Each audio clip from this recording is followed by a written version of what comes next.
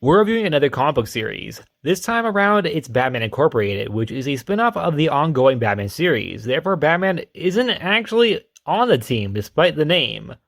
Rather, the team consists of many men and women across the globe who were inspired by Batman. Most of which were already on the team during the team's whole going run in the early New 52 era, but then was also a thing right before the New 52, but it was weird. Canon is a little bit weird right now, but for all I know right now is that they existed at one point. I don't know if the original stories are still canon. I'm just going to pretend they are because I read them. So most of the team from the original run does return, except for those who actually died. Although there are a couple who don't return, that being Man of Bats and Night Runner, but are weirdly both seen on the cover, but neither are actually in the issue. Which is also weird because Man of Bat's sidekick Raven Red also appears in the actual issue, despite he himself isn't.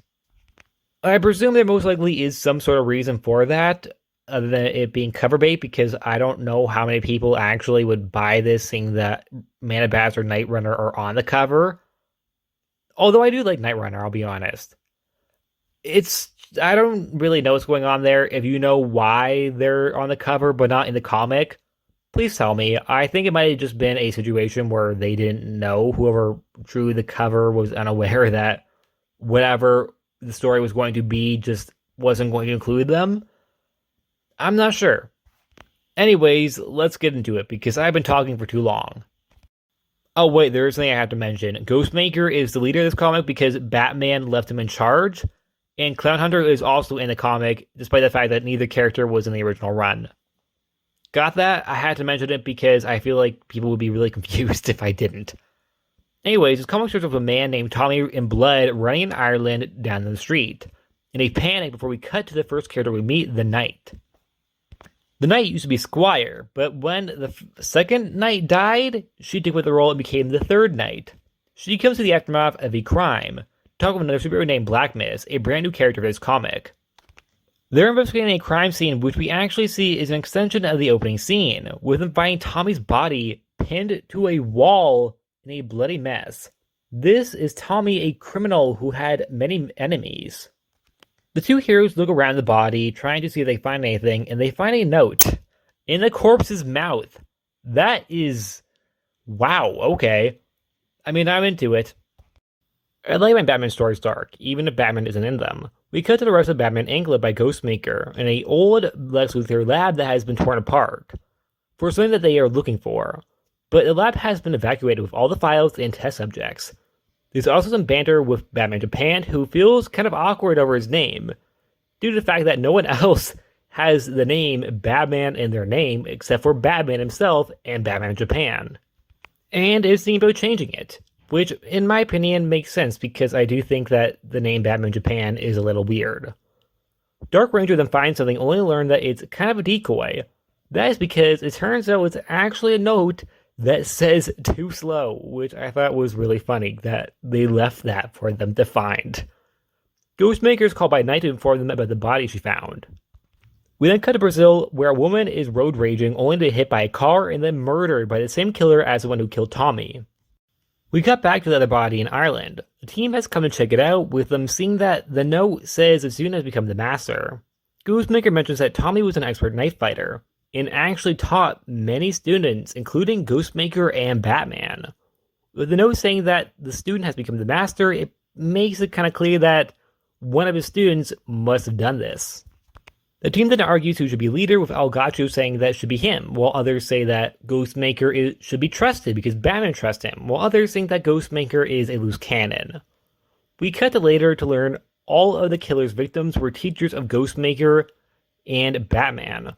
Knight and Wingman are sent to protect a woman named Avery in Russia, who misunderstood them and thought they were attempting to murder her.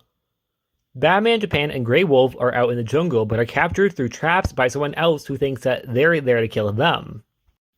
Raven Red and Elgato go to a lab where Elgato is complaining about he doesn't trust Ghostmaker. But then they come across another dead body. They have a man who taught Ghostmaker and Batman how to make smoke bombs, and the killer left another note, but not a paper one this time. Instead, they wrote in the corpse's blood on the wall, "No more teachers." That is dark. Over at a crime scene of one of the murders, Dark Ranger and Black Moose are investigating, and they find something, although we don't see what it is. And in China, Clown Hunter and Ghostmaker are together, when Ghostmaker leaves Clown Hunter to go after a woman named Sky Spider, only for her to show up and quickly attack him.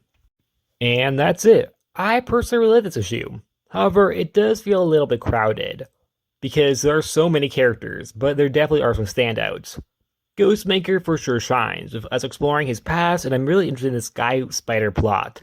I highly doubt she's actually the killer, but I do presume she has some sort of connection to the killer.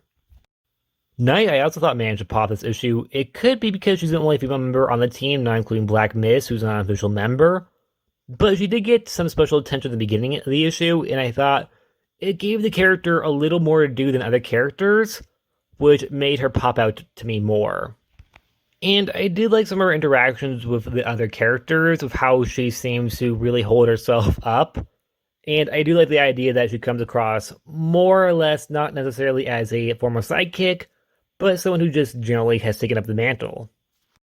And finally, I thought Batman Japan managed to be pretty funny despite having very little to do. But I found him actually pretty interesting as a character, the whole idea that he wants to change his name.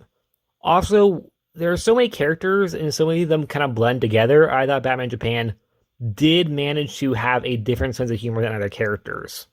Because while stuff like Dark Ranger and other characters like Clown Hunter did things in its comic, the things they did really could have been done by anyone.